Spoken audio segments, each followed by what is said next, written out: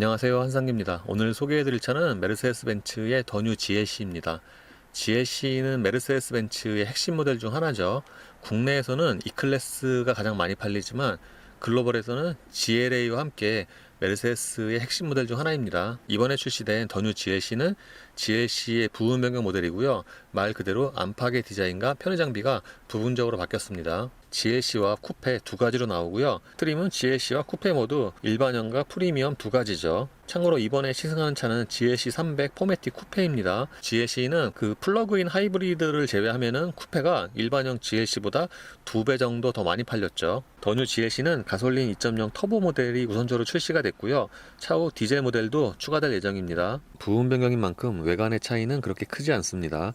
기존과 비교해 보면은 앞쪽에 장식이 좀 더 추가가 됐고요. 일반 GLC와 비교를 하면은 좀 더 스포티하죠. 이 두 차를 같이 놓고 보면은 그 전면에서 스포티한 느낌이 좀 더 눈에 띕니다. 그리고 이 그릴 때문에 그 디자인 면에서도 쿠페가 좀 더 괜찮아 보여요. 참고로 더 뉴 GLC 쿠페는 그 모든 모델의 AMG 라인 익스테리어 패키지가 기본이죠. 이번에 부분 변경되면서 헤드램프도 기존에 비하면은 크기는 좀 작아졌지만 그 성능은 더 좋아졌죠. 그리고 여기에는 어댑티브 상향등 어시스트까지 포함이 됩니다. GLC는 이번에 부분 변경이 되면서 차체 사이즈가 약간 달라졌어요. 휠베이스는 기존과 동일한데 GLC 기준으로 말씀을 드리면 전장은 조금 늘어나고요. 그리고 이 GLC는 쿠페가 GLC보다 전장이 좀 더 차이나게 길고 전 고도 더 낮죠. 그래서 측면에서 보면은 가장 두드러지게 디자인에서 차이가 나는 게 바로 C필러 이후의 라인이죠. 일반 GLC에 비하면은 그 C필러 이후의 그 라인이 굉장히 빠르게 떨어지죠. 그리고 이 뒤쪽에서는 테일램프의 디자인과 그래픽이 달라진 게 가장 눈에 띕니다. 특히 테일램프는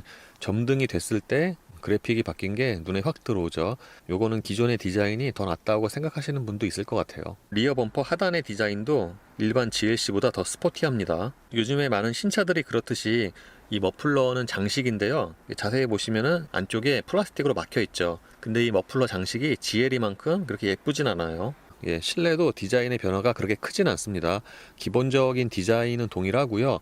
부분적으로 좀 달라졌죠. 근데 그 부분적으로 달라진 게 운전자의 눈이 가장 많이 가는 부분들이 달라졌어요. 예를 들어서 모니터와 계기판이 달라졌고요. 그리고 센터 패시아에 적용된 소재도 달라졌죠. 그 2년 전에 탔던 GLC 쿠페 디젤은 그 센터 패시아 전체가 하이그로시였잖아요. 그래서 너무 좀 비치고 양산품 같은 느낌이 되게 강했는데 지금 타고 있는 이 차는 우드로 장식이 돼서 보기가 좋습니다. 사실 차가 나온 지가 좀 되면은 이제 실내가 약간 좀 올드해 보인다 그런 느낌이 드는데 이 GLC의 실내는 그렇진 않아요. 사진이나 딱 차에 타서 봤을 때도 실내가 뭔가 좀 이렇게 반짝거리는 그런 느낌이 있어서 특히 운전자가 자주 보는 모니터와 계기판의 해상도가 좋아서 거기서 이렇게 고급스럽다는 느낌을 받습니다. 그런 반면에 그 부분적으로는 그 소재가 좀 떨어져요. 그러니까 그 벤츠라는 브랜드와 이 차의 가격을 생각을 하면은 거기에 맞지 않게 실내 소재가 좀 떨어지는 부분이 있어요. 부분적으로. 예를 들면은 컵홀더도 그렇고요.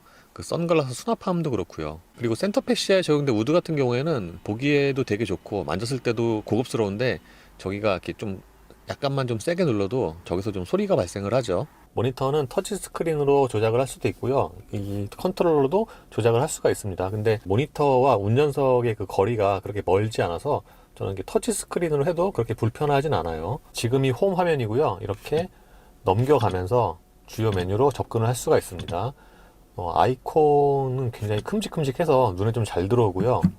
이 설정으로 들어가면은 그 계기판 디자인과 입력 설정, 이런 오디오, 이런 메뉴들을 바꿀 수가 있고요. 그리고 여기는 앰비언트 라이트 메뉴인데 이 색상은 총 64가지고요. 지금 보시는 것처럼 멀티컬러와 멀티컬러 작동 이렇게 두 가지 또 메뉴를 선택을 할 수가 있습니다.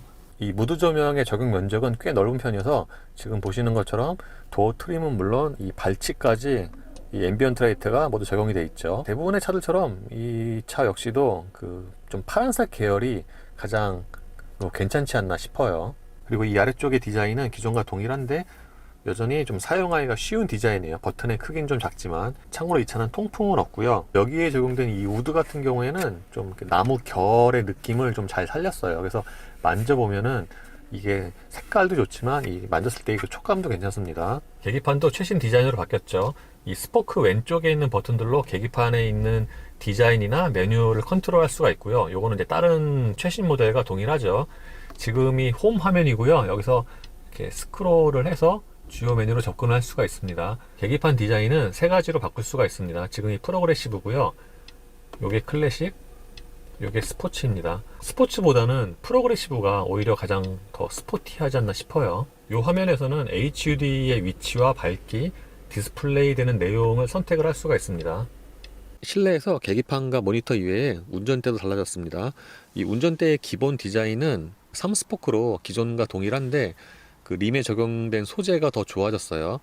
2년 전에 탔던 쿠페 디젤 같은 경우에는 중간 부분에 펀칭이 돼 있긴 했어도 뭔가 좀 딱딱했는데 이번에 탄 부분 변경 모델은 그 림에 적용된 가죽이 좀 더 부드럽습니다. 그래서 손에 잡았을 때의 그립이 좀 더 개선이 됐습니다. 그 림의 두께도 조금 두꺼운 편이고요. 그리고 스포크에 적용된 버튼의 디자인도 최근에 나온 다른 벤츠와 같은 인터페이스죠. 기존의 버튼에 비하면 좀 더 시각적으로 보기가 좋아졌습니다. 그리고 최근엔 다른 벤츠들처럼 양쪽 스포크에 있는 버튼으로 계기판은 물론 모니터에 있는 메뉴들을 모두 조작을 할 수가 있습니다. 운전대에는 조절도 모두 전동식이고요. 시트는 착좌감이 좀 스포티한 그런 성향이에요. 이 성인 남자가 앉았을 경우에 좌우를 좀 탄탄하게 지지해주는 느낌이 나고요. 다른 말로 하면은 약간 좀 좁다고 느낄 수 있어요. 성인 남자에게는. 그리고 시트의 쿠션은 조금 단단한 편이고요. 2열의 공간은 딱 이 GLC에 맞는 그런 거주성 같아요. 제가 앉았을 경우에 무릎과 앞시트 사이에 주먹이 2개 정도가 들어가요. 그리고 이 차가 쿠페라서 아무래도 머리 공간에서는 조금 손해를 볼 수가 있습니다. 트렁크는 개폐 모드 당연히 전동식이고요. 밖에서 열 때는 저 벤츠 엠블럼 상단을 누르면은 이렇게 전동으로 열립니다. 안쪽에서 도어 트림에 있는 버튼으로 열 수도 있고요. 트렁크의 기본 용량은 GLC와 쿠페 모두 500리터고요. 이 트렁크는 네모 반듯하게 정리가 잘 돼 있고요. 그리고 이 쿠페는 2열 시트를 접었을 때 용량이 1400리터입니다. 그러니까 일반 GLC보다 200리터가 작죠. 요거는 아무래도 그 루프라인 때문에 용량에서 손해를 보는 거죠. 그리고 2열 시트를 접었을 때 트렁크 바닥부터 거의 평평하게 이어지는 편이죠. 이 차의 공회전대 정수성은 충분히 조용하고요. 보통 가솔린 SUV한테 기대할 수 있는 그런 정수성 있잖아요. 공회전대 그런 기대치는 충분히 만족을 합니다. 물론 이 차가 공회전대 그 일반적인 가솔린 엔진과 같은 그런 음색은 아니고요. 약간 좀 베이스적으로 깔리는 그런 음색이에요. 그리고 공회전대의 진동 대책은 정숙성보다 이 진동 대책이 더 두드러지는 것 같아요. 보통 가솔린 SUV 하면은 공회전 때 진동이 없는 게 당연한데 이 차는 가솔린 엔진인 것을 감안을 해도 이 운전대로 전해지는 진동이 굉장히 적습니다. 그리고 시트 역시도 마찬가지인데 공회전 때 이 시트로 전달되는 진동이 굉장히 적습니다. 그래서 공회전 때 MVH는 그 정숙성보다는 진동 대책이 좀 더 두드러지지 않나 싶습니다. 이 차의 파워트레인은 2리터 가솔린 터보 엔진과 9단 자동 변속기로 조합이 됩니다. 이 엔진은 여러 벤츠차에 쓰이고 있는데 기존의 GLC는 디젤이 거의 주력이었잖아요. 근데 이 부분 변경 모델은 가솔린이 우선적으로 출시가 되고요. 지금 보시는 것처럼 이 후방 카메라가 화질은 되게 좋은데 그 면적 자체가 그렇게 크진 않아요. 공회전 때는 정숙성이 괜찮다고 말씀을 드렸는데 이 차는 주행할 때 그러니까 일정 회전수 이상을 올리지 않으면은 그런 공회전 때의 정수성이 상당 부분 유지가 되고요. 반면에 이 회전수를 높이면은 예를 들어서 3000rpm 이상, 방금 제가 3000rpm 이상을 넘겼는데 그때는 엔진 소리가 좀 실내로 많이 들어오죠. 그러니까 그 회전수 기점으로 해서 소리가 그 볼륨이 커지는 게 좀 차이가 있습니다. 일반적인 운전자들은 3000rpm 보통 이하에서 주로 사용을 하잖아요. 그런 그 낮은 회전수에서는 공회전 때의 그 정수성이 상당 부분 유지가 되고요. 반면에 조금 스포티하게 달린다 싶을 때는 그 엔진 소리를 어느 정도는 허용을 하는 거죠. 저는 이 엔진 소리 같은 경우는 소리가 꽤 스포티해요. 지금도 회전수를 높이면은 그 높아지는 만큼 그거에 거의 비례해서 정직하게 소리가 커지는데 이 엔진 소리가 좀 기계적인 그런 사운드를 강조한 세팅 같습니다. 그래서 이 엔진 소리는 뭔가 좀 이렇게 상쾌하다 그런 느낌을 받고요. 그러니까 아주 조용한 차는 아닌데 어느 정도는 그 소리를 좀 허용한다 그렇게 이해를 하시면 될 것 같아요. 이 차는 ISG로 엔진이 시동이 꺼질 때 굉장히 부드럽게 꺼지네요. 보통 가솔린 엔진이 디젤 차보다 그 엔진 시동 꺼질 때 훨씬 좀 더 부드럽긴 하지만 이 차는 엔진 시동이 꺼질 때 좀 유난히 더 부드럽게 아주 스르륵 못 느낄 정도로 그렇게 꺼지는 것 같아요. 그리고 엔진 시동이 켜질 때도 마찬가지인데 보통 대부분의 차가 엔진 시동이 꺼질 때와 비례해서 켜질 때는 그 소리도 좀 크지만 그 움직임이 더 있는 편인데, 이 차는 엔진 시동이 켜질 때도 굉장히 좀 부드럽게 이렇게 켜집니다. 그래서 이런 부분에서는 그 승차감 저하를 크게 염려를 안 하셔도 될 것 같아요. 그리고 아까 이다정 기자가 운전할 때 옆에서 이제 느낀 건데, 이 차가 그 하체의 방음이 좋아요. 그러니까 실내로 들어오는 그 타이어 소음이 그렇게 크지가 않습니다. 특히 이 차가 19인치 타이어에 트레드웨어가 220밖에 안 돼요. 그러니까 스포츠 성향의 타이어인데, 그 타이어인 것을 생각을 하면은 지금처럼 90 정도로 정속 주행할 때 그 실내로 들어오는 타이어의 소음이 크진 않고, 다른 말로 하면은 하체의 방음이 좋다고 말씀을 드릴 수도 있습니다. 그러니까 실내로 들어오는 그 타이어의 소음이 좀 잔잔하게 있어요. 그리고 고속으로 주행할 때도 그 바람 소리가 비교적 고르게 나는 편이에요. 그러니까 특정 부위에서 이제 바람 소리가 좀 도드라지게 들리면은 그것도 좀 승차감이 떨어지는 요인이 될 수가 있는데, 이 차는 고속으로 주행할 때도 그렇게 바람 소리가 두드러지게 나지 않고 전체적으로 좀 고르게 나는 편입니다. 지금 같은 경우에는 이게 아스팔트가 아니고 콘크리트라서 타이어의 그 노면 소음이 더 크게 들리는데, 이 노면을 감안을 하면은 실내로 들어오는 그 타이어 소음이 그렇게 크진 않죠. 이 차가 기본적으로 하체의 성향이 약간 좀 더 탄탄해요. 그러니까 부드러움과 탄탄하다, 만약에 둘 중에 하나를 고른다면은 탄탄한 쪽이 좀 더 가깝죠. 그래서 이렇게 노면이 좋은 곳을 달릴 때는 좀 부드럽게 느낄 수 있는데, 뭐 국도라든가 요철 또는 그 과속 방지턱을 넘을 때는 좀 단단하게 느껴질 수도 있어요. 주행에서의 그 장점 중에 하나가 이 스티어링 감각인데, 저는 이 스티어링 감각이 꽤 정확한 것 같아요. 이 차가 SUV고 보통 세단보다는 느슨하게 세팅을 하잖아요. 중심 부분에 유격도 좀 있고, 근데 이 차는 그걸 감안을 하면은 이 중심 부분에 유격도 그렇게 큰 편이 아니고요. 그러니까 일반적인 좌회전, 우회전 할 때도 그 돌렸을 때의 감각이 꽤 정확합니다. 종합을 해보면은 좀 스포티하게 달리는 그런 소형 SUV를 원한다 그러면은 이제 GLC 쿠페가 더 어울릴 것 같고요. 아니면은 그냥 일반 GLC가 낫겠죠.